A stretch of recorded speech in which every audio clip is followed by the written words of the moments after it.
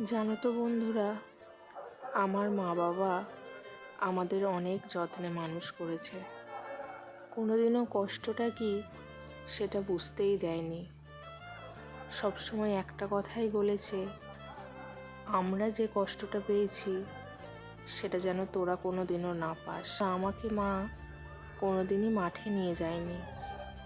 আসলে মা চাইতো যে মা যে কষ্টগুলো পেয়েছে সেগুলো যেন আমি না পাই। সবসময় মা চেয়েছে যাতে আমরা ভালো থাকি। নিজে যতই কষ্ট পাক, সবসময় আমাদেরকে ভালো রাখারই চেষ্টা করেছে। এখন মনে হয় নিজের কষ্টগুলো সহ্য করে যাতে আমরা ভালো থাকি সেটাই চেয়েছে। আমার মেয়ের চ্যানেলটা তোমরা সবাই লাইক করো, দেখবে, কারণ ফলো করলে আমার মেয়ে ভালো হবে।